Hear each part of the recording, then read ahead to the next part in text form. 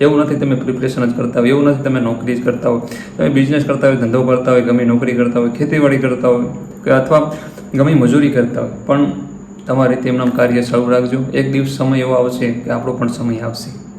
એક દિવસ કે મારા દોસ્ત સમય એવો આવશે પણ આપણો પણ સમય આવશે. ઘડિયાળ બીજાની હશે, સમય તારો હશે, સમજાણું? એટલે એવો પણ સમય આવશે, પણ તમારે એની માટે રાહ જોવી પડશે, સમજાણું? એની માટે કંઈક રાતના ઉજાગરા કરવા પડશે, ત્યારે તમારે સારો સમય આવશે. એક ફિલ્ડ માટે કેટલું આપણે ઘસાવવું પડે ત્યારે આપણને શું કહેવાય સારો દિવસ ચાલુ કરી દીધું યુવાને.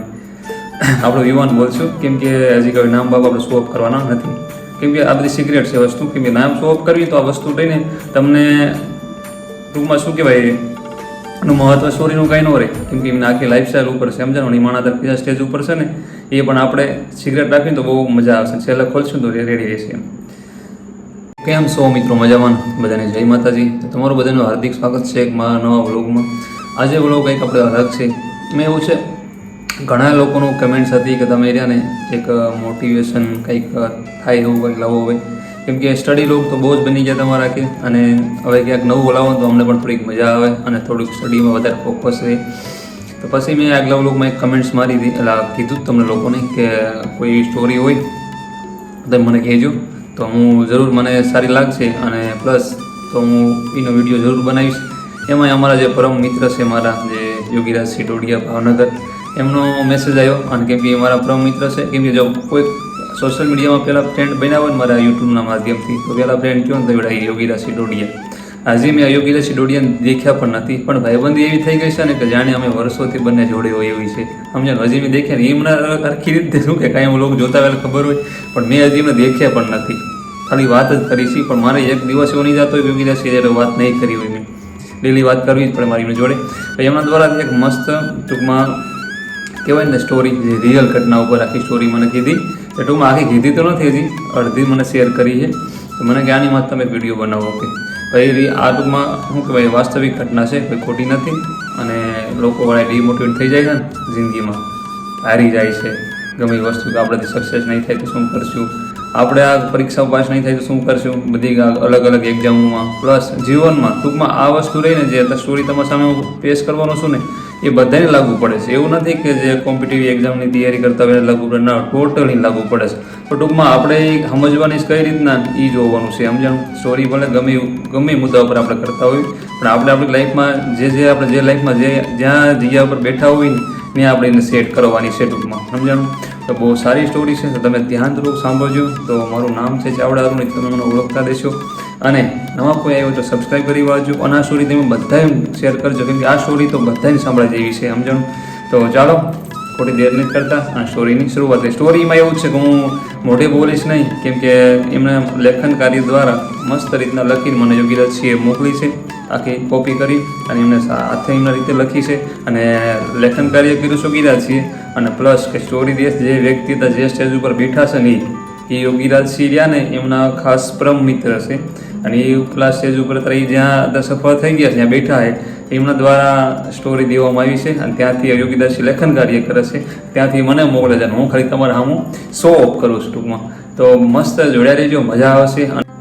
તો શરૂઆત તો કરી છે, પણ પહેલાં જ નામ હેન્ડલિંગમાં કોનું જ ખબર યોગીરાજસિંહનું છે, તો ત્યાં આપણે નામ કોઈનું ચેન્જ મારું નહીં લગાડું, ત્યાં યોગીરાજસિંહનું જ બોલીશ. તો કે હેલો મિત્રો, હું યોગીરાજસિંહ ડોડિયા તમારો ઘણો સમય લઈશ, પણ તમને ખબર પડે કે મહેનત કહેવાય કોને. એ માટે તમારી માટે એક મોટી કહાની લઈને તમારી સાથે વાત કરવા આવ્યો છું. આ કહાનીની એક 18 વર્ષની યુવાનની વાત છે. એલામાં બધા આવી ગયા, સમજાણું? 18 વર્ષના યુવાનો જે હોય ને એને પણ આ સાંભળવા જેવી છે. હા, એક વસ્તુની તો ભૂલ છે, એટલે એક વસ્તુ તો ભૂલી ગયો કે આ કહાની વાસ્તવિક ઘટના પર આધારિત છે. આ યુવાને 12 પાસ કરી કોલેજ શરૂ કરી દીધી હતી. ત્યાર પછી એ પણ આપની જેમ આગળના ભવિષ્ય માટે શું કરવું યોગ્ય રહેશે અને એનો વિચારમાં ફર્યા કરતો હતો.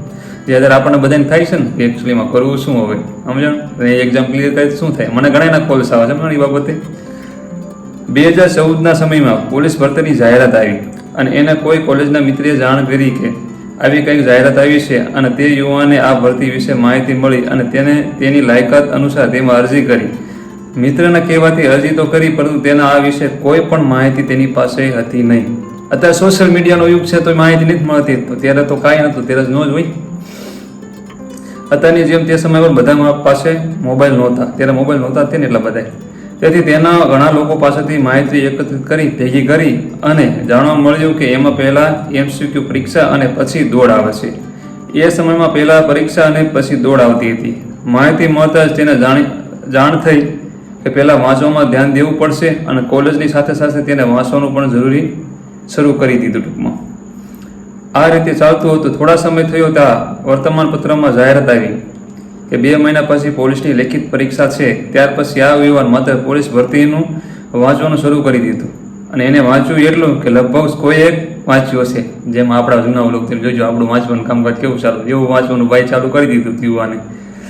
આપણો યુવાન બોલશું કેમ કે હજી કોઈ નામ બાપ આપણે શો ઓફ કરવાના નથી, કેમ કે આ બધી સિક્રેટ છે વસ્તુ. કેમ કે નામ શો ઓફ કરવી તો આ વસ્તુ લઈને તમને ટૂંકમાં શું કહેવાય એનું મહત્વ સ્ટોરીનું કાંઈ ન રહે, કેમ કે એમને આખી લાઈફસ્ટાઈલ ઉપર છે સમજાણું. નિમાણા બીજા સ્ટેજ ઉપર છે ને એ પણ આપણે સિગરેટ રાખીને તો બહુ મજા આવશે. છેલ્લે ખોલશું તો રેડી રહેશે એમ.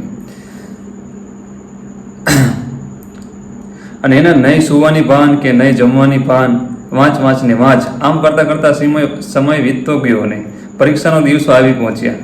પહેલી વાર એને પરીક્ષાનો ડર હતો કે તે પરીક્ષા કેન્દ્ર પર જાય છે અને પોતાની ક્લાસ ગોતી ત્યાં બેસી જાય છે.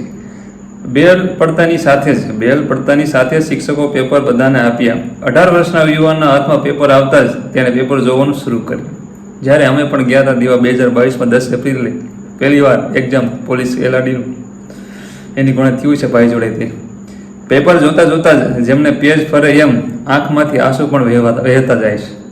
અમને પરસ્યો વહેતો તેમને આંસુ વહે છે. આગળની વાત બીજા પાઠમાં કરીશું. તમને એમ થશે કે આ શું થયું, આંખમાંથી આંસુ આ વળી શું સસ્પેન્સ છે, યુવાન સાથે શું થયું હશે. તમારા મનમાં ઘણા પ્રશ્નો હશે, તેનો જવાબ તમને બીજા પાઠમાં મળી જશે. તો આજ માટે બસ આટલું જ. તો હવે મને રજા આપો. આપણો દોસ્ત યોગીરાજસિંહ ડોડિયા, ભાવનગર સ્ટેટ. બીજો પાઠ લખવાનો છે જી. એમાં એવું છે પોતે લેખન કાર્ય કરી રહ્યા છે, પણ એમને કીધું કે આ એટલું પહેલાં સ્ટોરી મૂકો, જો લોકોનો રિસ્પોન્સ મળે તો કે તમે પછી આપણે બીજો પાર્ટ દઈશું. તો તમે સ્ટોરી મને કહેજો કેવી લાગી અને શું બીજા પાર્ટની જરૂર હોય તો જેટલેને સારા લાગી હોય ને એકવાર બધાએ કમેન્ટ કરી વાંચો અને તમારા બધા સર્કલમાં શેર કરજો, કેમ કે આ સ્ટોરી બધાને શેર કરા જેવી છે. આ તો એક ભવિષ્ય માથે છે, બધાય સાંભળી શકે એમ સમજાણું, કોઈ બી માણસ. તો તમારા બધે ફ્રેન્ડ સર્કલમાં શેર કરજો અને 500 વ્યૂ બનશે ને આ વિડીયોમાં, 50 સબસ્ક્રાઈબર તો જ નવો પાર્ટ આવશે, પાર્ટ 2 આવશે. ને પાર્ટ 2 હું નહીં બનાવું સમજો. મેં યોગીદાસજીને પણ કીધું હતું મેં 500 વ્યૂ અને મેં કીધું 50 સબસ્ક્રાઈબર ખેંચાશે ને તમારી સ્ટોરી ઉપર તો મેં કીધું પાર્ટ 2 બનાવીશ ને પાર્ટ 2 નહીં બનાવું. કે ના વાંધો નહીં કે તમે મૂકો થઈ ગયો પાર્ટ 1. અને કેમ કે એક હારે તો બધું 5 પાર્ટ પડે, 5 પાર્ટના વિભાગ કરવાના છે યોગીરાજજી એટલે. તો આ એકવાર જરૂર તમે શેર કરો અને પાર્ટ 2 તમારે જો કમિંગ સૂન લાવવું હોય, કરવું હોય તો પછી તમારે શેર કરવું પડશે, લાઈક કરવું પડશે, કમેન્ટ મારો કે ના પાર્ટ 2 અમારે સાંભળવો છે તો હું તમને જરૂર કહીશ. સમજાયું? ઘણા લોકો કમેન્ટ નથી કરતા પણ ખાલી કહેજો કમેન્ટ શું છે પાર્ટ 2 લાવો અમારે સાંભળવો છે તો જરૂર હું પાર્ટ 2 બનાવીશ. તમારા રિસ્પોન્સ ઉપર જાય આવો, તમે રિસ્પોન્સ કેવો મને આપો છો.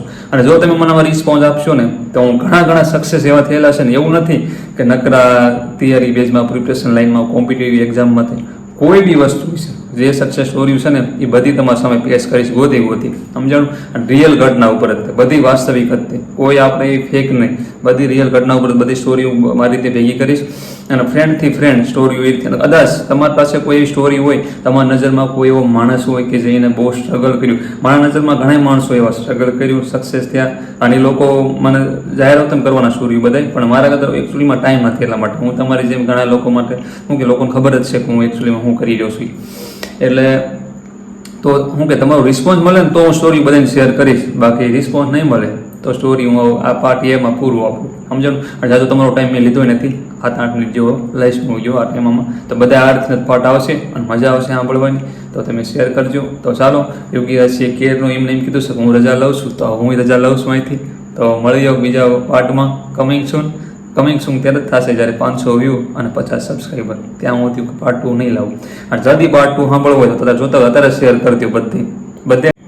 તો સારું હાલો, પછી મળ્યું બીજા વ્લોગમાં. ત્યાં હું આરામ. જય માતાજી. ભગવાન તમારું ભલું કરે ને તમારું ધ્યાન રાખજો. અને જે કંઈ કાર્ય કરતા હોય તમે લાઈફમાં, એવું નથી તમે પ્રિપરેશન જ કરતા હોય, એવું નથી તમે નોકરી જ કરતા હોય, તમે બિઝનેસ કરતા હોય, ધંધો કરતા હોય, ગમે નોકરી કરતા હોય, ખેતીવાડી કરતા હોય કે અથવા ગમે મજૂરી કરતા હોય, પણ તમારી રીતે એમના કાર્ય ચાલુ રાખજો. એક દિવસ સમય એવો આવશે કે આપણો પણ સમય આવશે.